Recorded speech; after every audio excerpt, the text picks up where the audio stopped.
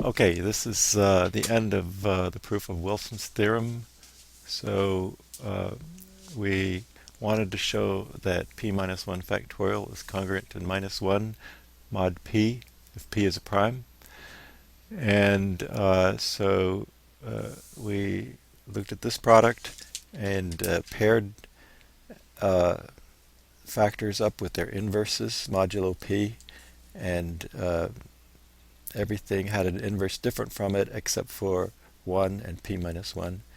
And so we get that this is congruent to p minus 1, which is, of course, congruent to minus 1 mod p. I should point out that this proof, the way I've written it, implies that p is not 2. We have to do proof for p equals 2 a little bit differently, because if p is 2, then you see in this list we only have, there's only one thing in this list. So when we get down to here, the two solutions to x squared minus 1 are 1 and minus 1, but modulo 2, 1 and minus 1 are congruent modulo 2. So the proof still works. You'll get a 1 here, but if p is 2, then 1 is equal to p minus 1. So I'll just write down check separately that it's also true when p equals 2. Okay. So the thing that made this proof work was that there were exactly 2, or 2 in the case that p was bigger than 2, and in the case that p equals 2, there's one solution to this, and in the case where p is bigger than 2, there are two solutions to this. So we say that x squared minus 1 congruent to 0 mod p has one or two solutions. Now we're going to generalize that in the remaining part of this lecture, and that's Lagrange's polynomial congruence theorem. So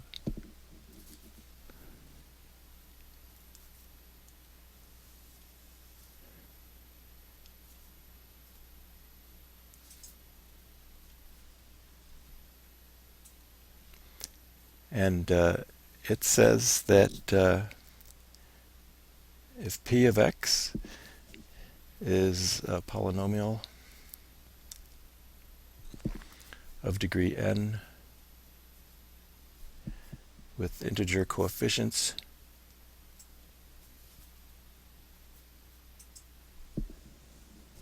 and p is prime, then the congruence p of x congruent to 0 mod p has at most n incongruent solutions.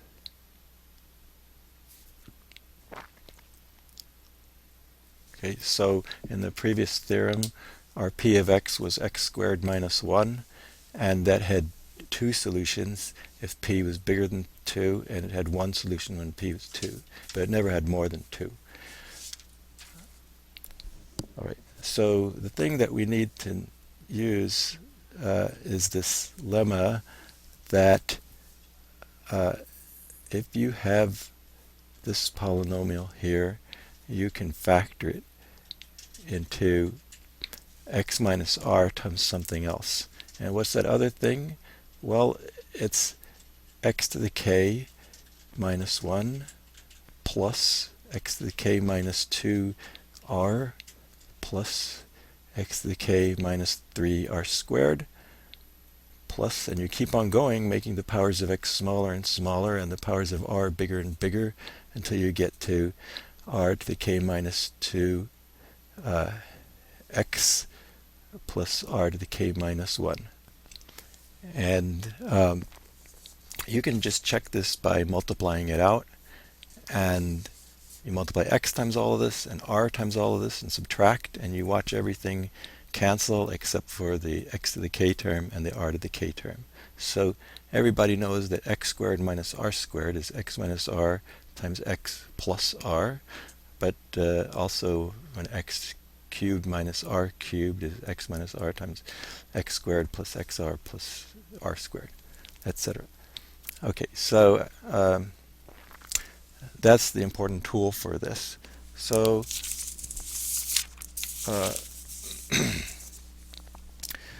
okay, so suppose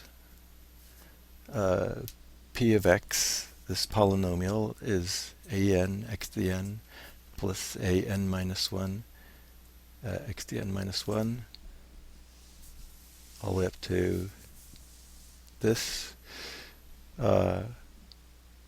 where the ai's are integers.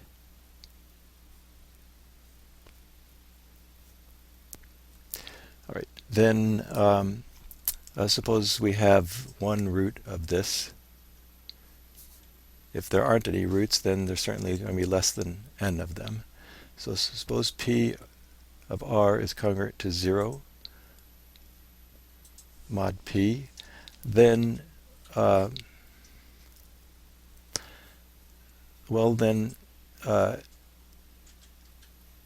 it's certainly going to be true that p of x is congruent to p of x minus p of r mod p, because p of r is congruent to 0. And then this, well, let's write it all out.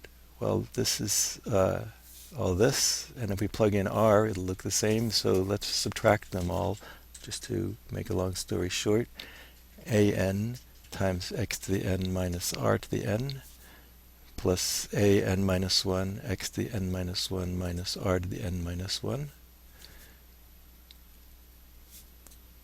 a1 times x minus r, and you see when you subtract p of x and p of r, the constant terms cancel, so we'll stop here. And now the lemma said that each of these parentheses can be factored into x minus r times something.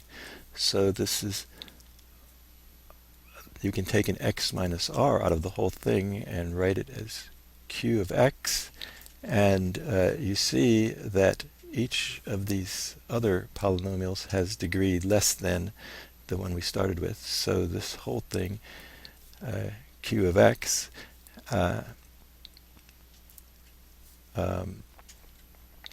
has degree less than n.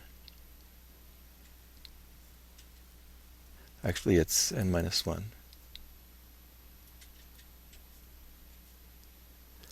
Okay. And these congruences are all mod p. All right. So, okay. So by induction, we assume that q of x has at most n minus 1 distinct roots. Okay, now if okay,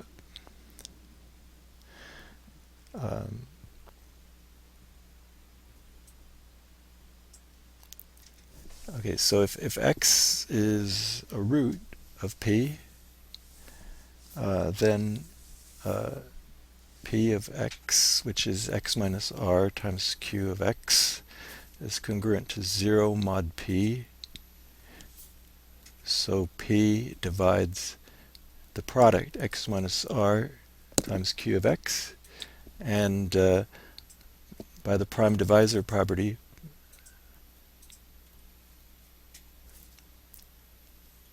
we get that p divides x minus r, or p divides q of x. Right? And now if p divides q of x, then then x is a root of q of x, and we already know what all of those are. There are n minus 1 of them. And if p divides this, then we have that x has to be congruent to r. So thus x is congruent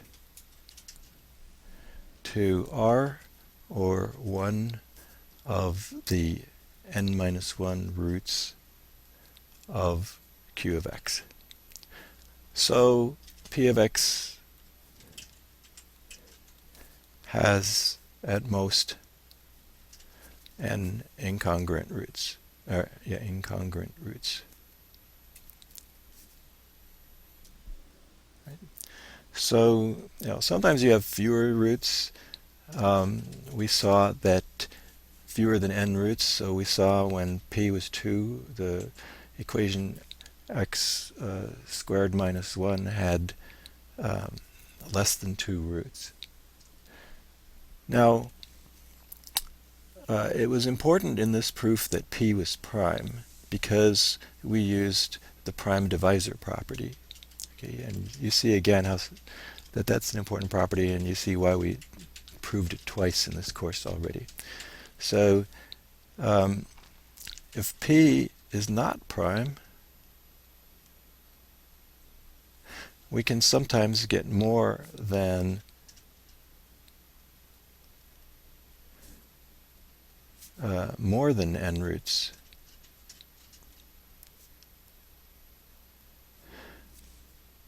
For a polynomial of degree n.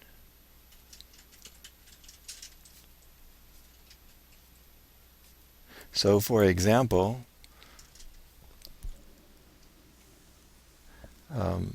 if in z mod 8z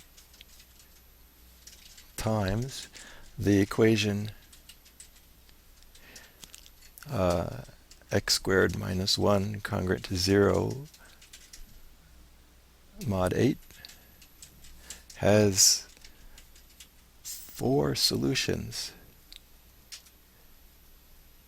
And you saw that if you did the homework where you made the multiplication table for z mod 8z, you saw that on the diagonal of the multiplication table you had ones all the way down, and so the square of each of the elements of this group was 1. So that's a warning that you need to have p be a prime in order to conclude that there are at most n roots. Okay, this is the whole lecture. I hope that you enjoyed it, and I want to thank Professor Crossan for her audiovisual equipment, allowing me to do this. Have fun, everybody. Okay.